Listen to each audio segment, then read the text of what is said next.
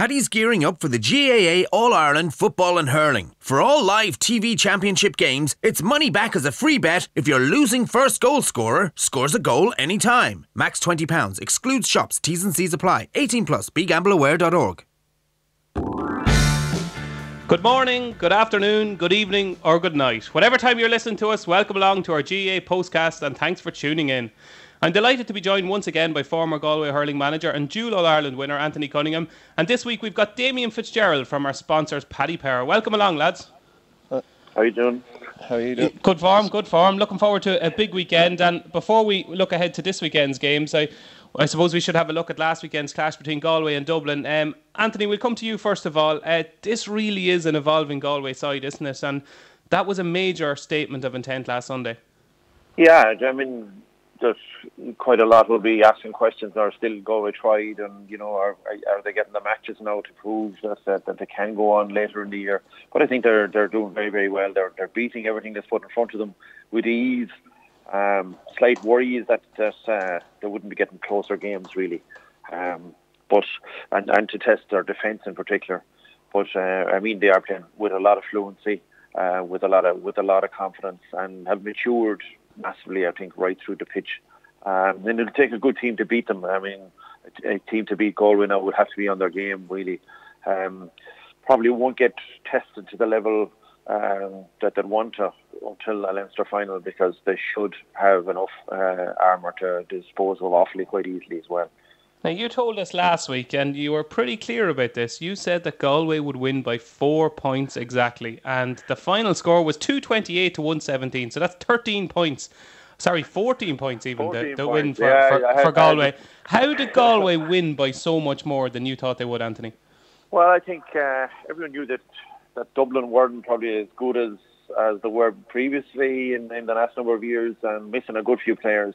And really, you have to ask questions of why they're not playing.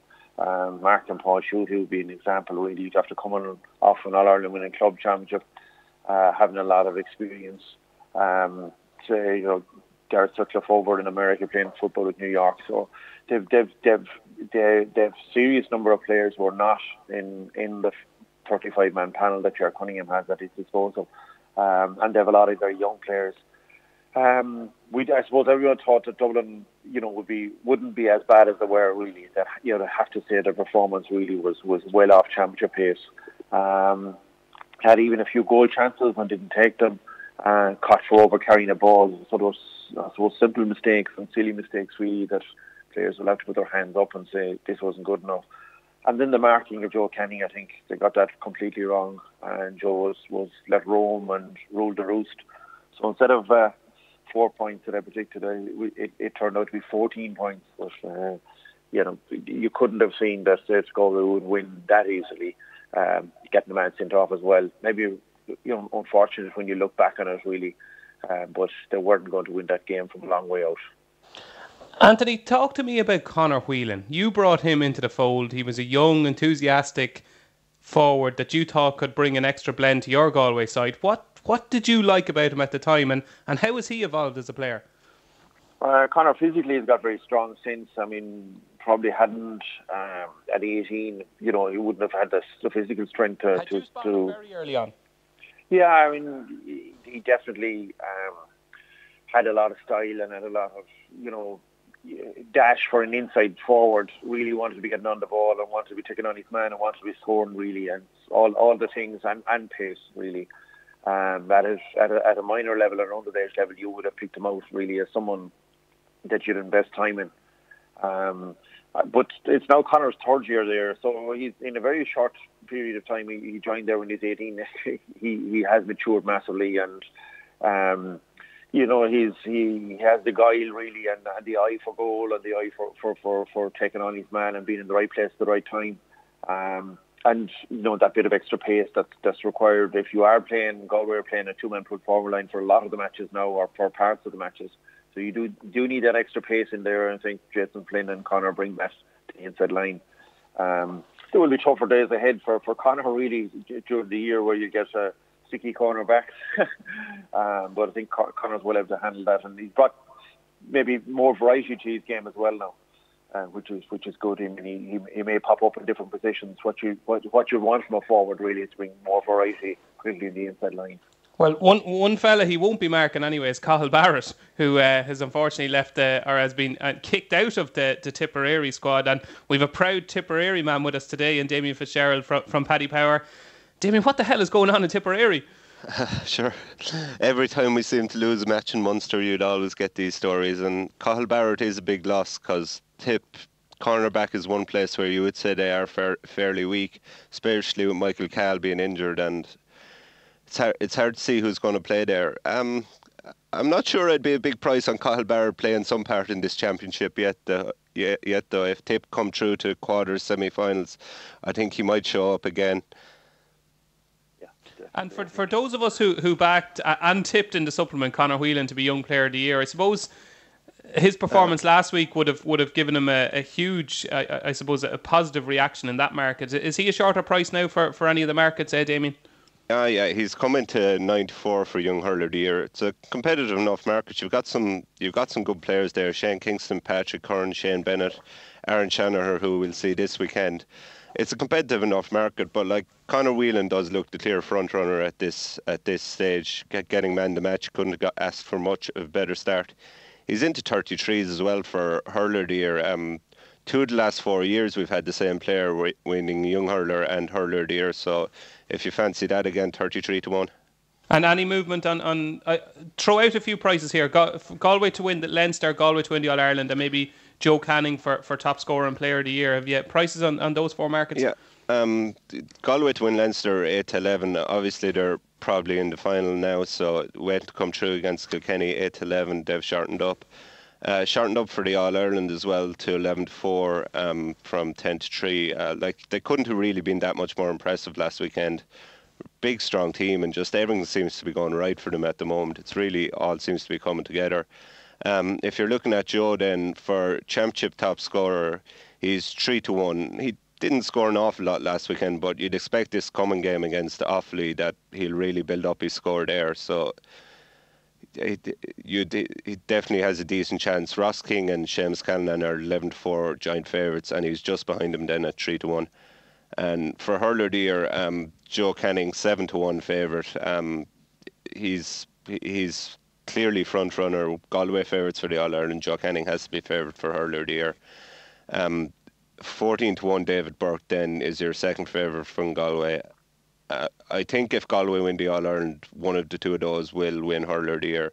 Obviously, you've got other contenders like Whelan, Flynn, Mannion, but in terms of consistency, Canning and Burke will be the two, I think. Right, Anthony, I'm going to get you to put your neck on the line here. At what stage will Galway exit the All-Ireland Hurling Championship, or will they go all the way? Obviously, they're going to be in a Leinster final. That's guaranteed them an Ireland quarter final. And there's no fence sitting involved here now. Yeah, they're really only one match off from an Ireland semi-final. So, I mean, when you get into an Ireland semi-final, as you've seen last year, beaten by point, the year before win by point, I think Galway have a super chance of being in the final. And if they're in the finals, it'll take a good team to beat them. Having said that, I wouldn't rule out Tipperary yet. Definitely, I think as well. Looking at the odds, I think the odds with Kilkenny versus Wexford are wrongly priced. I think Wexford have a super chance of beating Kilkenny. I think that's an even match, an even Steven match. It's sold out already. And if you got Wexford in a Leinster final playing Galway, I think that will be a hard match for Galway, because I think Wexford, if they get a win against Kilkenny, could go. They could be the dark horse. And definitely as an outsider, if you're backing out, if you were someone that wanted to back outsiders, if they beat Kilkenny, they could be in an Ireland semi-final at very good odds, I think. So if I'm giving you one of these new fancy, look kind of fake €50 notes, and I'm saying, Anthony Cunningham, there's 50 quid. Go into the bookies there and stick it on somebody to win the All Ireland. Who is it going on? Well, it depends on the type of bettor you are. If you're well, no, this is you personally. I back Waterford. Waterford. What price are Waterford, Damien? They're 11-2. 11-2, so it could be 325 quid for you, Anthony. Yeah, well, so we could have a good weekend in Dublin out of it. The weekend of the All-Ireland. So at the moment, it's Waterford to win the All-Ireland for Anthony Cunningham. And for you, Damien, at this stage, I know we're very early in the season. If I was to give you the same €50 note, who would you put it on? I don't want to be copying Anthony here, but I'd probably put it on Waterford as well. Right. I think Waterford, if they play Galway, will have a very good chance. I don't think Galway traditionally like playing Waterford. And I just think Waterford's style will kind of hamper Galway a little bit. So that's where my 50 is going to. Yeah, I definitely agree with that. I think Waterford, you'll see against Cork, they'll probably play defensively again, and they would probably do the same thing. They'll probably put a double marker on Joe Canning, who was pulling the strings, for example, for Galway at the centre forward position, coming deep. So their setup could suit Galway, Damien. I agree with you. But I do think they didn't try too hard. Should have been pulled in by the stewards there in the end of the league. And they're very fresh. I found Austin Gleeson there a few weeks ago, and he said they got a couple of weeks off with the clubs, and when they came back, he couldn't believe the freshness that was there, and getting ready for who they thought was going to be Tipperary. Now it's Cork. So they're really fresh, I think, this year compared to last year. I feel like I'm sitting in a pub in the middle of Dungarvan here, lads, with all this Waterford love, but it seems to be a Waterford love in at the moment. And before we move on, just quickly, can Dublin make any sort of impact in the qualifiers? I'm guessing there could be a negative reaction to this question. Damien, first of all? No is the short answer, I think. They just don't look good enough, really. They've lost too many players. If you think I'm wrong, you can back them to reach the semi-final at 14-1, but wouldn't make any appeal to me now. Anthony? Yeah, haven't done well even last year and the last number of years in the qualifier. Really have thrown in the towel.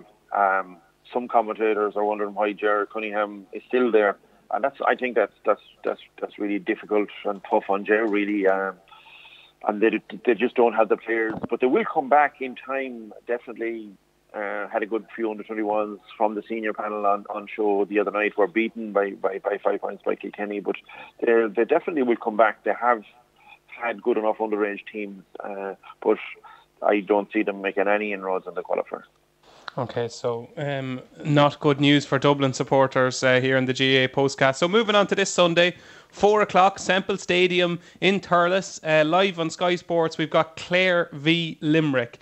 Two very unpredictable sides, I suppose you could call them, and certainly haven't lived up to expectations in the last 2 years. Damien, how do we bet on this match?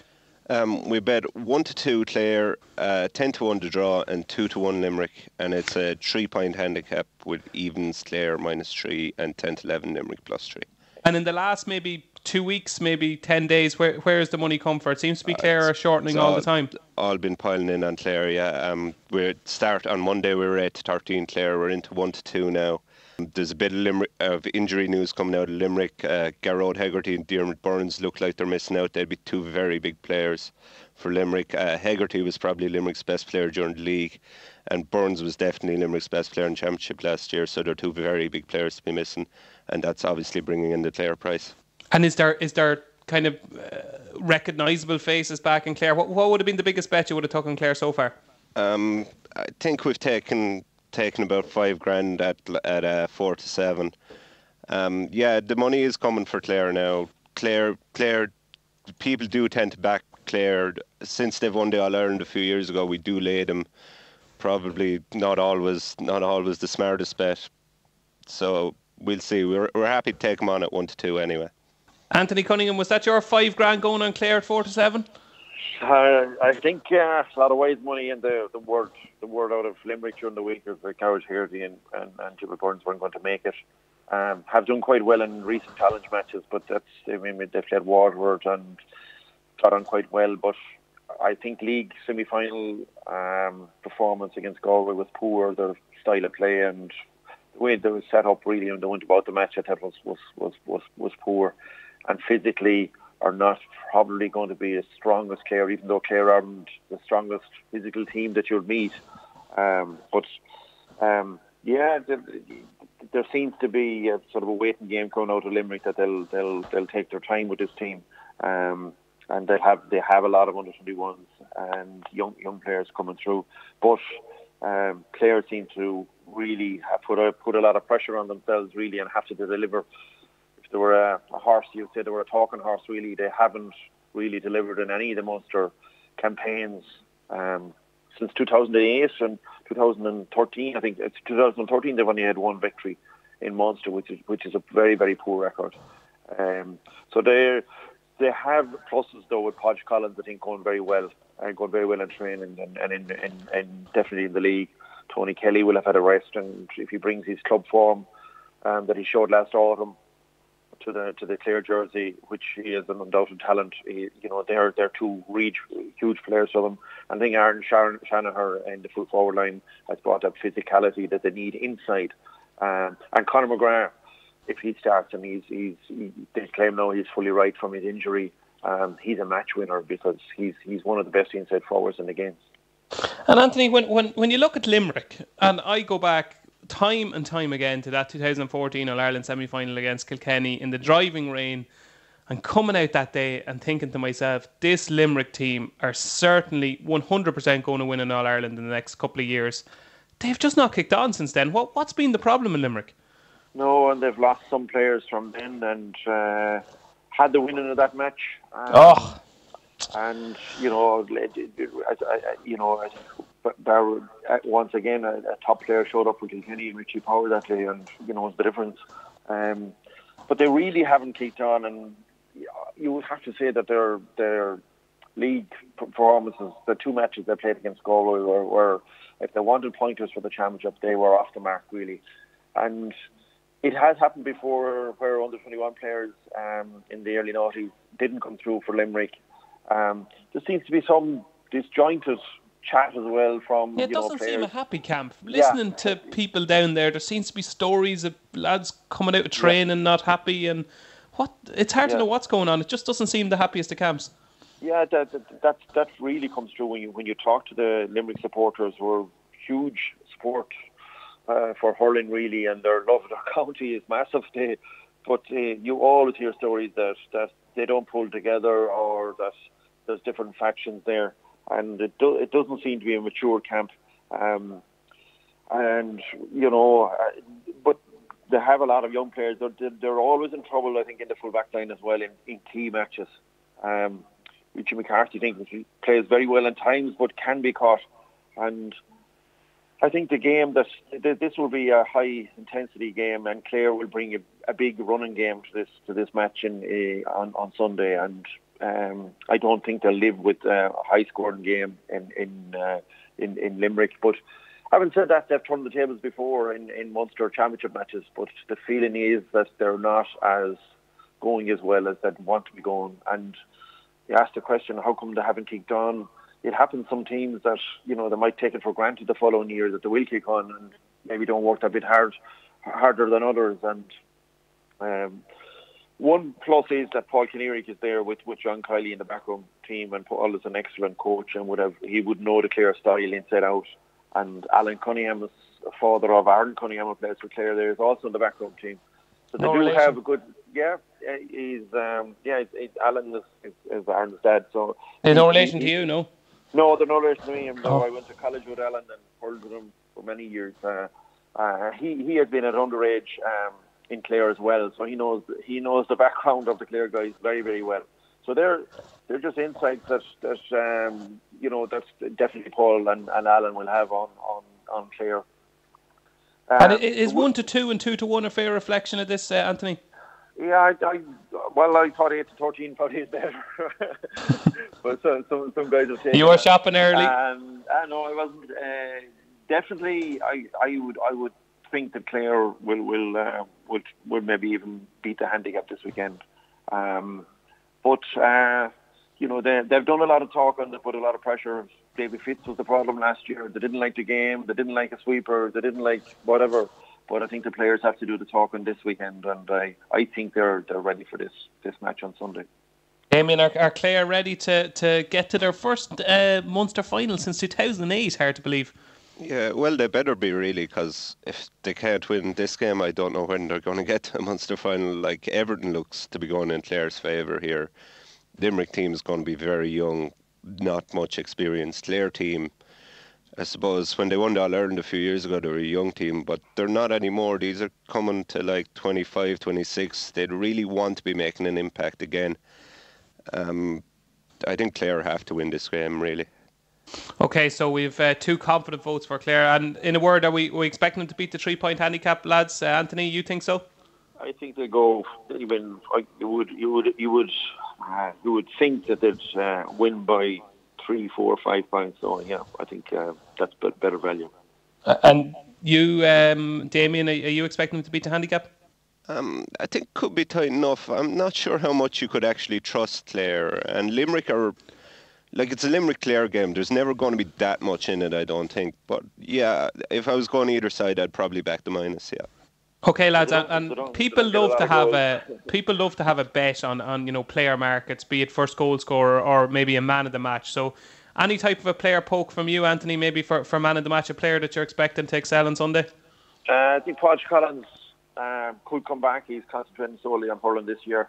Aaron Shannon would be second, but and Tony Kelly is always there. But I think Clare don't score a lot of goals traditionally, but Aaron might bring that if you were looking for a goal scorer. But I'd tip Podge for man of the match. Okay, so 2 prices we're looking for there, Damien. Podge Collins for man of the match. Podge is 14s for man of the match, and Aaron first goal is 11-2. Yeah, he's a really good goal getter. He puts the head down and goes for goal when he gets the ball. Okay, 2 fair shouts there from Anthony. Anything you'd like to add to it, Damien? Just on man of the match, Garrod O'Connell, the Clare wingback, 25-1. I think could be a big price. He's a guy that can score 2 or 3 points on a going day, and if he does that, he's got a great chance. There we go. So there's plenty of interesting angles and plenty of big prices there for anybody that wants a bet on the Clare Limerick hurling match at Semple Stadium on Sunday. Now, competition time. Last week, the question was, who was the top scorer in the hurling championship last year? And Peter Blessing from County Leitrim answered correctly. This is a rare win for Leitrim in GAA terms anyway. He correctly answered that Shane Dooley was the top scorer in last year's hurling championship. So this week's question, we said we'd make it slightly easier because there was a few thinking it was a bit tricky last week. So the question this week is, who was the Dublin football manager before Jim Gavin? So who managed Dublin before Jim Gavin took over? Just tweet your answer with the hashtag Postcast. That's the end of part 1. Paddy's gearing up for the GAA All-Ireland Football and Hurling. For all live TV championship games, it's money back as a free bet if your losing first goal scorer scores a goal anytime. Max £20. Excludes shops. T's and C's apply. 18+. BeGambleAware.org. Welcome back to our GAA Postcast. And Anthony Cunningham is so versatile and has so much knowledge about GAA that not only has he given you all the winners in the Clare Limerick hurling match, but he's also going to stay on board for the football as well. So Mr. Versatility himself, Anthony Cunningham. And of course, we're joined by Damien Fitzgerald from our sponsors, Paddy Power, as well, who we already know about his versatility. Lads, last week, did we learn much from the Tyrone Derry match? I'd like to think we have, because I tipped them to win the All-Ireland start the year at 9-1, and I liked what I saw. Damien, did you? I saw Tyrone, really. I didn't see anything that would make me change my opinion of them. They are a good side, and they're always going to beat teams like Derry fairly easily because they're just so well set up. And when you see Derry, you see they don't have that, and Tyrone can just run through them and take points at will, really. Wouldn't make me back them for the All-Ireland, though. Oh, you have little faith, Damien. You have little faith. I thought an 11-point beating of a Derry side at home, I thought it was a fair performance now. I know it wasn't exactly easy on the eye to watch, but I'm quietly confident about my Tipperary fancy. How is it shaking up the markets? Has Tyrone have Tyrone's odds decreased? Not really. We left them at 9-1 for the All-Ireland. They still have to do a lot, and they obviously have Donegal coming up next, which is going to be a big game. Cut them in a couple of ticks to 6-4 for Ulster. They're going to have to beat Donegal and probably Monaghan to win Ulster. Yeah, 6-4 is a fair price, I think. Okie dokes. And Anthony, you've been involved in, I suppose, some clashes with minnows in your time as manager of Galway and potential banana skins, but nobody could have expected what we saw last weekend in Fraherfield with Cork and Waterford. I tipped Waterford to beat an 11-point handicap, was fairly convinced they would, and it was excruciating listening on the way back from the Curragh, trying to listen to that match. How bad are Cork, or how can you explain Waterford almost beating Cork in a football match? I suppose you can't explain it really. You compare the numbers of players that play in Waterford versus Cork. Cork would have one of the largest adult playing populations of football in the country, and to see what you would say really was a very scattered performance by Cork. Things don't look good there really, and didn't have any proper setup. They looked really disjointed, and to allow Waterford to stay in the game as long as they did, Waterford could have very easily have drawn that match. It's an awful pity they didn't win, wasn't it? Yeah. It would have been the story of the summer.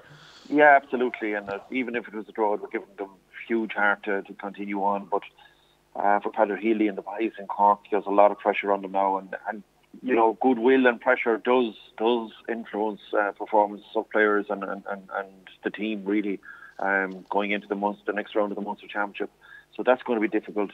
But Cork really should be way better, but don't seem to play with a style that they have no system, a game plan and a system that most inter-county teams have now. Whether you like it or don't like it, whether it's a defensive setup or whether it's a fast breaking setup or whether it's a traditional, withdrawing your half forward line and putting a lot of deep balls into the full forward line. They don't seem to have any system and are very scattered really, and it's not looking good for them really. Definitely, they should be better with the amount of under-21 success they've had in the last 5 to 8 years really. The panel of players is better than what they produced.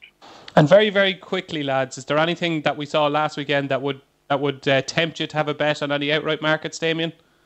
One I saw there talking about Tyrone, I don't fancy them for the All-Ireland, but whoever's going to beat them is going to have a tough game. So if they get to the semi-final, Ronan McNamee for an All-Star with Boyles is 10-1.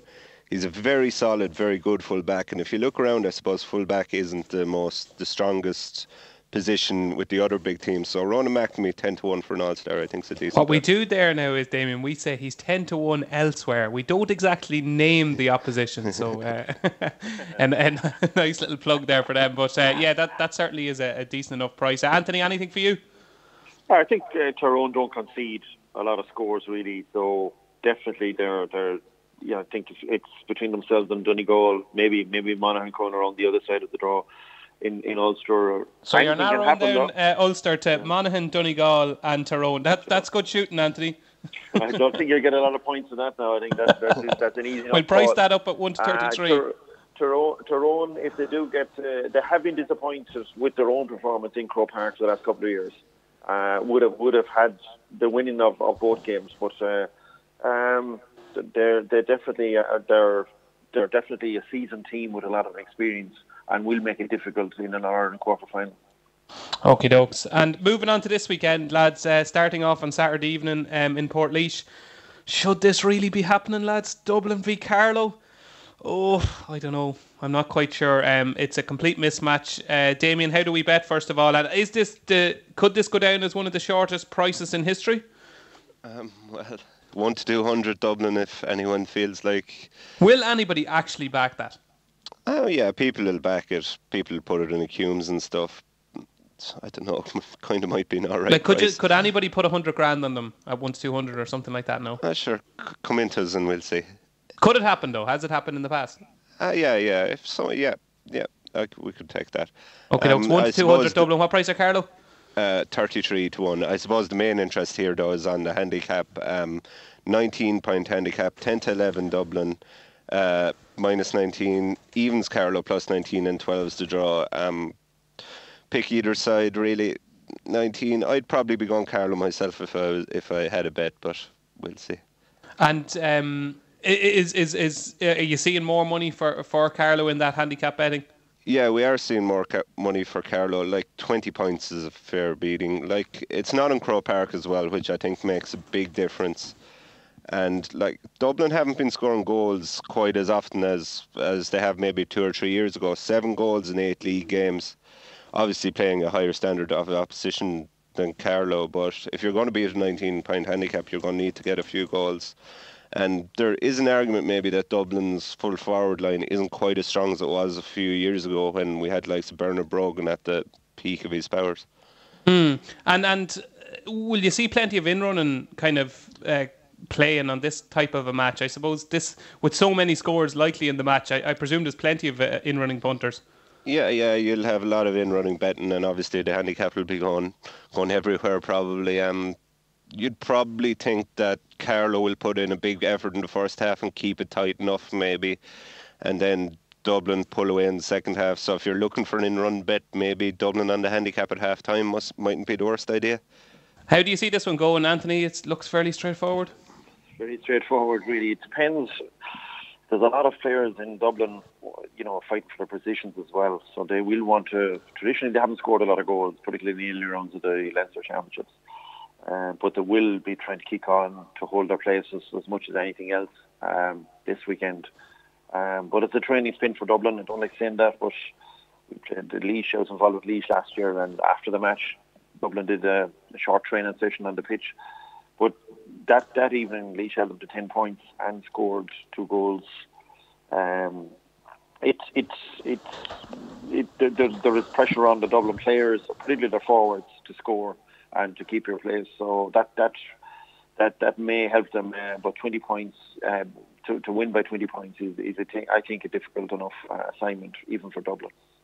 I actually agree, and I think there is a bet here, and it might sound strange to be focusing on Carlow for a bet, but like they scored 217 in that surprise win over Wexford. They scored 311 against Louth when they were beaten in Leinster last year. They scored 117 against Wicklow in the qualifiers, and against Cavan's blanket defence last year they scored 12 points. And Cavan's blanket defence is as hard to score against as Dublin.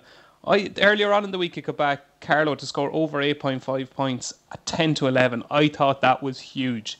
I could see Carlow getting 12 or 13 points. I thought that was the bet for me. But it looks like it's all one-way traffic. And if you did want to have a bet in the match, it might be one of these games that you look at and you see Dublin v Carlow. Let's just watch it. But Carlow over 8.5 points. I know you are slightly higher, Damien, aren't you? Yeah, we're up to 10.5 on that. I think the 8.5 was definitely a good bet. These games tend to become a bit loose. 8.5 was definitely better. I think 10.5 were probably okay, but you could still see them going over. Just one thing I will mention on this game: we have a money back special. Money back is a free bet. If Dublin win. If you're losing first goal scorer, scores a goal anytime. So it's still fairly generous. So if you're having a first goal scorer bet, do it with us, and we'll give you your money back if he scores at any stage in the match. Okay, dokes, that's quite a good incentive anyway from Paddy Power. And you spoke about Laois there, Anthony, and your involvement with them. They have a crucial match with Kildare on Sunday, and you have a great insight, obviously, into the Laois setup. How do you feel this game is going to go? Yeah, I think they have a right chance of this is a closer thing to the markets are putting it. I know Kildare promoted to Division 1. But Laois have Paul Kingston back, John O'Loughlin playing down the full forward line, and Donny Kingston, who's probably one of their top players really for many a year now. That's a strong full forward line. Donoher is a player that many might know, but he's really a classy wing forward. They'll be composed at midfield. Brendan Quigley and Begley there, Beggs as they call him, very very strong physically. So I think they're far closer and could even clip Kildare on Sunday. I wasn't over impressed with Kildare in the league final against Galway. I thought they played a lot of lateral ball, and you see this now with a lot of the teams. Come defensively and they're moving the ball at pace up to maybe midfield or to the half-hour line, and aren't able to break the line compared to the Dublins or the Kerrys that you see. And I think Kildare really haven't set the world alight, but are well organised there with Keane O'Neill, but I think that Laois have a right chance of winning this one on Sunday. Anthony Cunningham, I think you may have hit the nail on the head there. I'm not sure whether Laois will win the match, but I am convinced that Kildare are possibly the most overrated team in Ireland. And my colleague Justin O'Hanlon in the Racing Post will not be happy listening to this, but I really fear for Kildare this year. I think they peaked. I was at their game against Meath in the first round of the league, and they played it as if it was a championship match in July. And that worried me a little bit. I don't know if they're going to be able to keep that intensity for the summer. I worry for Kildare. Damien, Laois Kildare, any views? I'd agree with the two of you. Yeah, I think Kildare have to be worth taking on. They're 4-9 Kildare, 8s to draw, and 5-2 Laois. Kildare were a very good league. They got promotion, but they threw in a couple of poor results. They lost away to a very poor Derry team, and they kind of crawled over the line at home to Clare. Laois's league form, if you look at it, looks terrible. But, shocking. But they have all their players back now, and that's a fairly strong team. There's a lot of talent in that Laois team, and I think they have a decent chance this weekend. Yeah, I'd agree with yourself and Anthony. What's the handicap in that, Damien? It's Kildare -2, 10-11, handicap draw 9s, and Laois +2 at 11-10. Okie dokes. And we'll just rattle through the other football matches this weekend. Meath and Louth, the big rivalry back from 2010 with that infamous Joe Sheridan goal. Damien, how do we bet on this? We're 1-5 Meath, 12-1 to draw, and 9-2 Louth. It's a 5-point handicap. Meath -5 or evens. Louth +5 or 10-11. Okie dokes, 5. I think I'm going to stay very loyal here, Anthony, but I think this Meath team could obliterate Louth. Not that Meath are any great shakes, but I just don't see Louth competing at this level. How do you see it going? I suppose everyone is hoping for a strong Leinster Championship campaign, and that Meath are probably the one team everybody's hoping that they might come on and challenge Dublin at a later stage. From that point of view, there's a lot of expectation on Meath, but they really, against Louth in the last number of years, haven't really put them out of sight. Really, I think I don't think it will be a big winning margin for Meath. It's a derby. A lot of the players will know each other. Big rivalry there on the border. I don't think Meath will win by greater than 5 points on this 4 points. Well, you're wrong, Anthony. But anyway, Damien, what do you think? I'd be on your side, David. I think Louth are very poor defensively. They concede an awful lot of goals. Conceded 3 goals to both Armagh, Tip in the league. Probably teams around Meath standard. There's a bit of 7-2 Meath over 2.5 goals, which I wouldn't put anyone off. I think Meath will probably beat the handicap here. Louth lost a couple of key players since the league as well in Derek Maguire and Andy MacDonald. I want to price a first goal scorer price off you here because I have some inside info. I played for my home club Dundee in an intermediate championship semi-final possibly 5 years ago, and we played Manalvi, and I was beaten twice by a player called Cillian O'Sullivan from Manalvi, and still to this day I don't know how he scored, not because I'm such an accomplished goalkeeper, because they were both from tight angles, and both times I thought I had my near post covered, but somehow he managed to score 2 goals that put Manalvi into the intermediate final, and they ended up getting promoted to senior. So what price is the goal scoring superstar that is Cillian O'Sullivan to get the first goal, Damien? He's 7-1, and yeah, he's well capable of getting goals. Got a few during the league there. Yeah, I think it's probably a decent bet, actually. Sure, if he can score against me, surely he can score against the Louth goalkeeper. So there we go. Cillian O'Sullivan perhaps for first goal scorer. And just very quickly, lads, because we're running out of time. Down in Armagh, I'm going to give a shout out to Armagh here. Damien? I'd be on the other side. I think Down are very big price at their 6-4 out there. Okay, doke. So Down for Damien. Anthony? Yeah, Armagh have gone more attacking, I think, this year, and definitely they're not as negative as they were.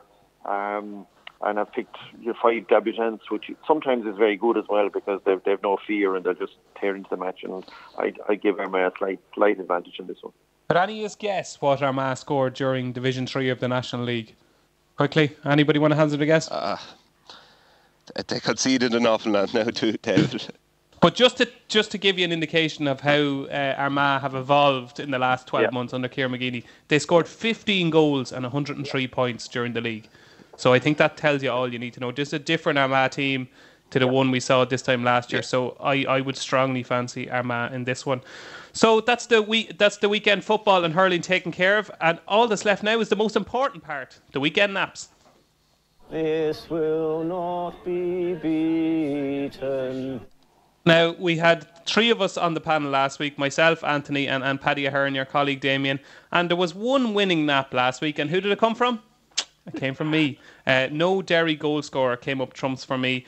So I think it's only fair that I get the first go this week, and I'm going to stay very, very loyal. I'm going to go for Meath -5. I think they could win by double figures. Anthony, your best bet of the weekend?